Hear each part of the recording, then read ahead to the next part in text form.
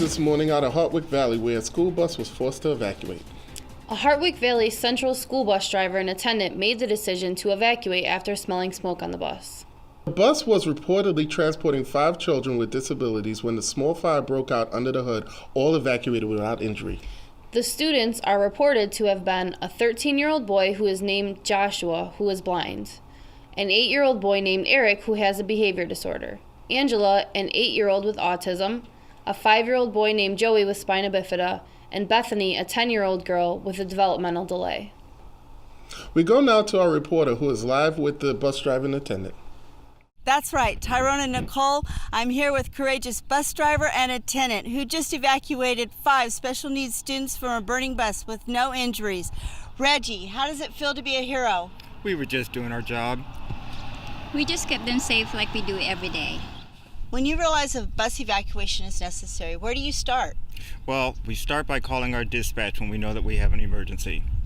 I radio in and tell them my bus number and the location, what has happened, and let them know that I am going to evacuate the students. This is done immediately to allow dispatch to contact the necessary emergency personnel and get them on the way to help.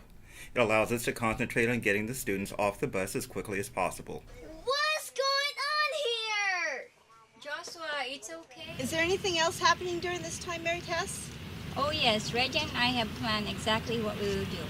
I am checking the students for injuries and began to release the seat belts and keep the students calm. I also remind them about what they need to do, just like we practiced. I noticed that one of your students had a behavior disorder. Were you afraid that he would run away once he got out? Well, we've worked with the staff at the school, so we know what might trigger one of his outbursts. We practice all of that. Mary Tess goes with Eric as he evacuates and then stays with him at the rear of the bus and waits for the others. We are talking to the students during all of this to help them stay calm and remind them about what to do next. It's my understanding that 2 of the students were able to get out of the bus themselves. That's right, Andrew and Bethany are good friends and they're able to walk. We had worked with the school staff and therapists to be able to get them to evacuate quickly, but not everything always goes the way you plan. Luckily, Reggie and I had back plan just in case. Andrew has a mild obsessive-compulsive disorder, and he was refusing to go out the rear of the bus without touching the back of every seat first. So we had Bethany come to me at the rear of the bus. How did that change what you were going to do next? Well, I realized Andrew was having a problem getting off the bus, so I brought him to the front of the bus, had him touch every seat so that I could then evacuate both Joshua and Andrew to the back of the bus.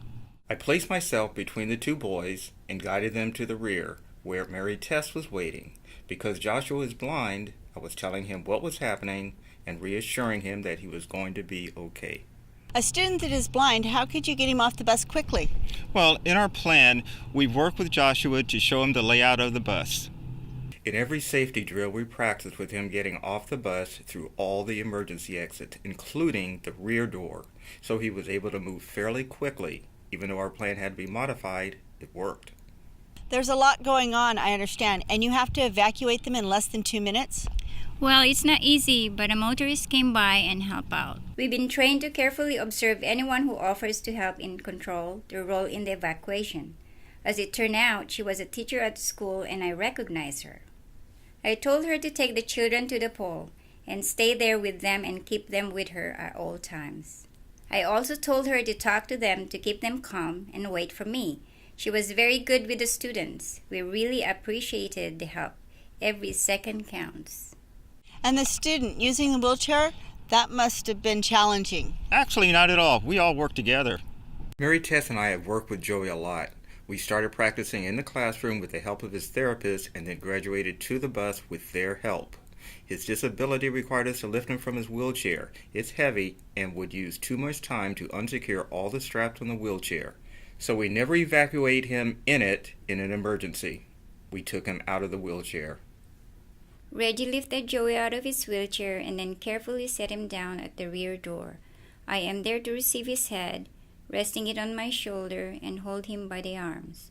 Reggie then slides out and takes his feet. Together we slid him out of the bus and joined the teacher and the other children. Your quick actions were amazing. What would you credit your success to? We were trained, we were practiced, and it worked out pretty well. We really do have a great training program. Earlier, our reporter Patty Thomas spoke with the Hartwick Valley Transportation Director and Trainer. Earlier today, one of your buses caught fire and began to burn. The driver and bus attendant evacuated 5 students with disabilities safely. You must be so proud. I'm very proud. The planning and practice really paid off well today. How much training do they receive each year? Prior to the start of school, we gain the information on each child that we'll be transporting. We then share that with the bus driver and the bus attendant so that they can actually create and plan an evacuation drill such as they performed today. We also work with each of the sites for critical issues that we're not aware of, and they do assist us. Each school year, we do a safety drill with the students. Every plan is tested, and we have a great training department. Tyrone and Nicole, it just goes to show that planning and training pays off. 5 children's lives were saved today. This is Patty Thomas with PTSI, turning it back to the desk. Thank you, Patty. Great job by the driving attendant today. Scary moments, but I'm sure they're heroes to the parents. I agree. Training made a big difference today. When we come back, we'll have Michael with the 7-day forecast. Yeah, the shoulders would be nice if it was up there, but And it was action! okay. How much time is spent in training?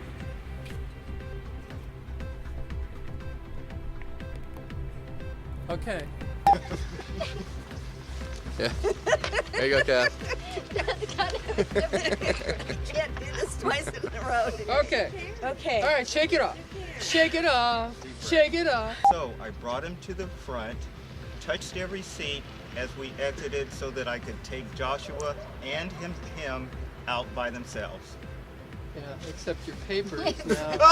I realized Andrew was having a problem getting off the bus, so I brought him to the front of the Cut. Okay. How much training do they? I didn't even cross my eyes at her. With the 7-day forecast.